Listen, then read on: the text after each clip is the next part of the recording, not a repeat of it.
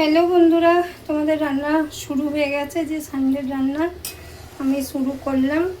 দেখো পুরো এক সপ্তাহ এক কড়া আমের চাটনি করে ফেলেছি। এক সপ্তাহ খাবো, আবার সামনে রবিবার করব, কারণ চাটনিটা খেতে ভালোবাসি। আর আজকে তেমন কিছুই রান্না হবে না, যা হবে অবশ্যই তোমাদের দেখাবো। এখন আপাতত এই আমের চাটনিটা হয়ে গেলে দেখো একটু ঝোল করব, কারণ এই গরমে একটু ঝোল খাওয়াটা উচিত আর কি।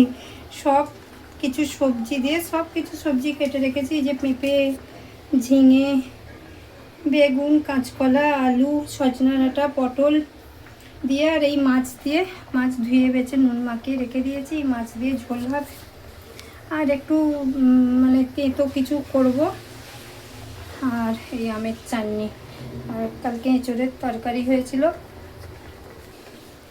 এই যে এঁচোড়ের তরকারিটা গরম করেছি। আর কিছু হবে না, এইটুকুই। দেখো বলছিলাম মাছের ঝোল করব, মাছের ঝোলও বসিয়ে দিয়েছি। এই যে মাছের ঝোলও রেডি পুরো মাছ দিয়ে। এবার আমি করব মশলা করলা। চাটনি রেডি হয়ে গেছে, তোমাদের দেখালাম। মাছের ঝোলও রেডি হয়ে গেছে, এবার করব মশলা করলা। মশলা করলা বানাবো বলে দেখো বন্ধুরা, কড়ায় তেল দিয়ে পেঁয়াজ টমেটো ভাজাই হয়ে গেছে। অল্প একটু হলদি পাউডার দিলাম, সবই অল্প অল্প করে দেব। তোমাদের একদিন দেখিয়েছিলাম না করলার পকোড়া বানিয়ে? করলা আমি এইসব নানা রকম করে একটু বানাচ্ছি যাতে খায় আর কি। আর এই দেখো মির্চি পাউডার দিলাম একটু,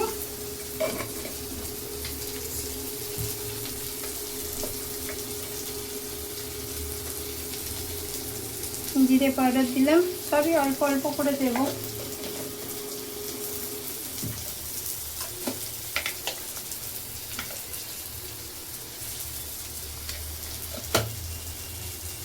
আর এইটা বয়েল করে রেখে দিয়েছি, বয়েল করে জলটা একটু ফেলে দিয়েছি যাতে তেতো ভাবটা একটু কেটে যায়।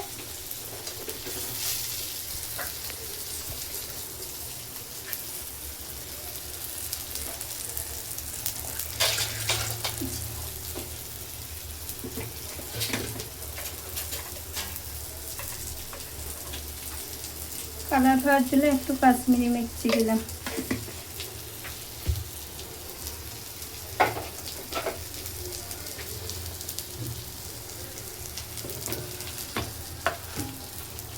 আর লবণ তো দিতেই হবে।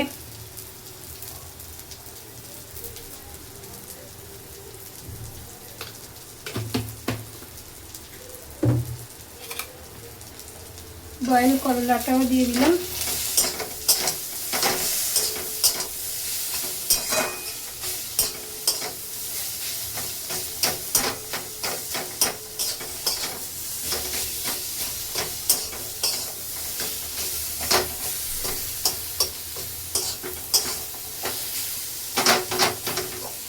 কিন্তু এইসব মশলাই দিয়েছি, আদা রসুন আমি ইউজ করিনি। আদা রসুনটা করলার সময় ঠিক মতো যাবে না, সেই জন্য ইউজ করিনি।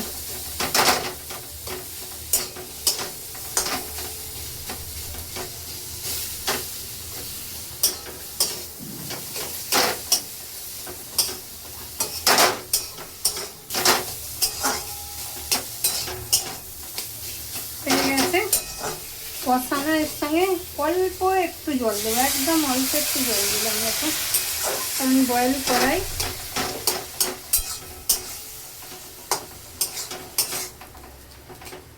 তোমরা এরকম করে খেয়ে দেখো, গরম ভাতের সঙ্গে দারুণ লাগে।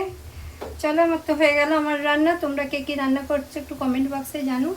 সবাই খুব ভালো থেকো, সুস্থ থেকো, সবাইকে টাটা, বাই বাই।